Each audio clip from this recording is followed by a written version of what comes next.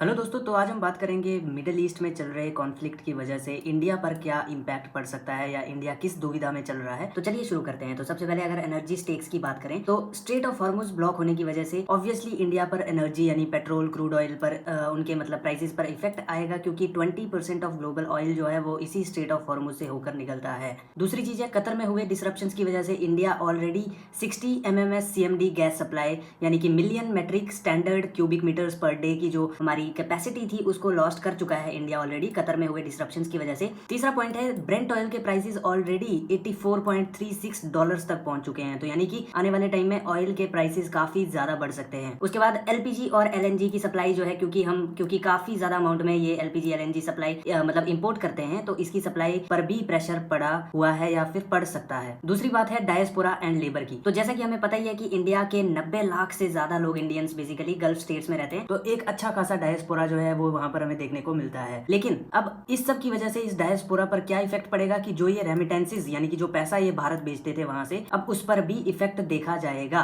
और इसी के चलते सीबीएसई ने जो है क्लास 10th के एग्जाम्स को भी कैंसिल कर दिया है गल्फ स्टेट्स के अंदर, बिकॉज वहां पर टेंशन काफी ज्यादा बढ़ चुकी है। तीसरा पॉइंट है मैरीटाइम सिक्योरिटी। तो अभी हमने रिसेंटली देखा था 4 तारीख को IRIS डेना, जो कि एक ईरानियन बेसिकली फ्रिगेट थी, इसको यूएस की नेवी ने मार गिराया, वो भी श्रीलंका के साउथ में मतलब इंडियन ओशन रीजन में। तो ये हमारी जो इंडिया की सागर डॉक्ट्रिन है उसकी क्रेडिबिलिटी को भी रिस्क में डालता है, बिकॉज ये जो भी इंसिडेंट हुआ ये इंडियन ओशन रीजन के अंदर हुआ है। ऑल्दो टेक्निकली या लीगली बात करें तो वो इंटरनेशनल वाटर्स में ये इंसिडेंट हुआ है, लेकिन फिर भी इंडिया इस पर कुछ खास रिस्पॉन्स नहीं दे पाया है अभी तक भी। उसके बाद स्ट्रेट ऑफ हॉर्मुज की हम बात कर ही चुके हैं कि अगर ये ब्लॉक हो गया तो ऑयल सप्लाई पर तो एक काफी ज्यादा हाइक देखने को मिलेगी। आई मीन ऑयल सप्लाई पर जो है बहुत कम हो जाएगी ऑयल सप्लाई, एंड प्राइसेस पर हाइक जो है वो देखने को मिलेगी। उसके बाद ट्रेड डिसरप्शन की बात करें तो 60,000 मेट्रिक टन के हमारे बासमती राइस जो है वो बेसिकली पोर्ट्स में फंसे हुए हैं, बंदरगाहों में फंसे हुए हैं, बिकॉज उनका ना इंपोर्ट हो पा रहा है और जो एक्सपोर्ट हम करते हैं वो ना एक्सपोर्ट हो पा रहा है, तो बेसिकली वो पोर्ट्स में फंसे हुए हैं। उसके बाद इंडिगो जो है उसने अपनी सारी लॉन्ग डिस्टेंस फ्लाइट्स को जो है वो हॉल्ट करके रखा हुआ है, रोक दिया है। और केरला की बात करें तो वो काफी ज्यादा लॉस देखने को मिल रहा है केरला के एक्सपोर्टर्स को।